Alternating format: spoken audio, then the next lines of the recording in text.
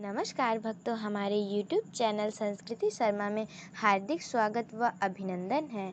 आप सभी को चैत्र नवरात्र की ढेर सारी शुभकामनाएं।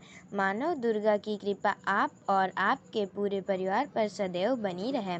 भक्तों, आइए जानते हैं माँ शैलपुत्री का अवतार कैसे हुआ। नवरात्र के 9 दिन भक्ति और साधना के लिए बहुत पवित्र माने गए हैं। इसके पहले दिन शैलपुत्री की पूजा की जाती है और शैलपुत्री हिमालय की पुत्री है। हिमालय पर्वतों का राजा है, वह अडिग है, उससे कोई हिला नहीं सकता। जब हम भक्ति का रास्ता चुनते हैं तो हमारे मन में भी भगवान के लिए इसी तरह का अडिग विश्वास होना चाहिए, तभी हम अपने लक्ष्य तक पहुंच सकते हैं। यही कारण है कि नवरात्र के पहले दिन शैलपुत्री की पूजा की जाती है। माँ सती शैलपुत्री के नाम से भी जानी जाती हैं। इनकी कहानी इस प्रकार है। एक बार प्रजापति दक्ष ने यज्ञ करवाना का फैसला किया।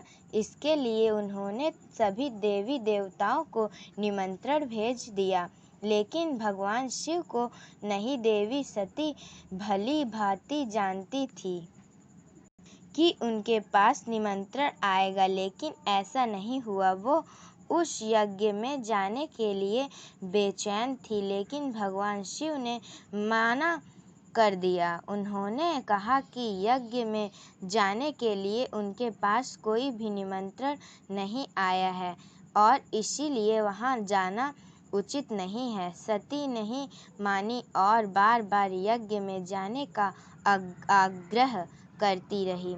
सती ने ना मानने की वजह से शिव को उनकी बात माननी पड़ी और अनुमति दे दी।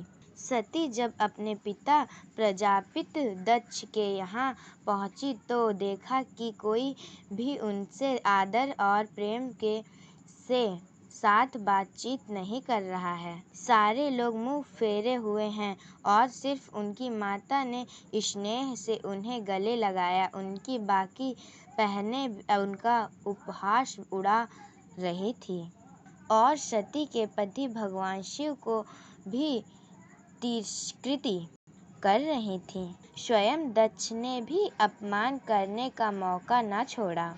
ऐसा व्यवहार देख सती दुखी हो गई। सपना और अपने पति का अपमान उसके सहन न हुआ और फिर अगले ही पल उन्होंने वे कदम उठाया जिसकी कल्पना स्वयं दक्ष ने भी नहीं की होगी।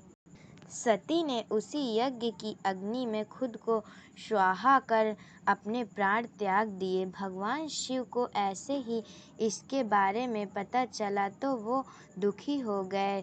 दुख और गुस्से की ज्वाला में जलते हुए शिव ने उस यज्ञ को ध्वस्त कर दिया। इसी सती ने फिर हिमालय के यहाँ जन्म लिया और वहाँ जन्म लेने की वजह से इनका नाम शैलपुत्री पड़ा। माँ शैलपुत्री का वास काशी नगरी वाराणसी में माना जाता है।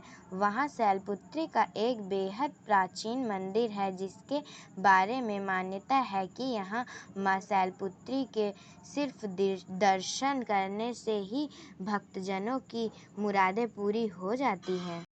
कहा तो यह भी जाता है कि नवरात्र के पहले दिन यानी प्रतिपदा को जो भी भक्त माँ शैलपुत्री के दर्शन करता है उसके सारे वैवाहिक जीवन के कष्ट दूर हो जाते हैं। चूँकि माँ शैलपुत्री का वाहन वृषभ है, इसीलिए इन्हें वृषारूढ़ा भी कहा जाता है। इनके बाएं हाथ में कमल और दाएं हाथ में त्रिशूल रहता है।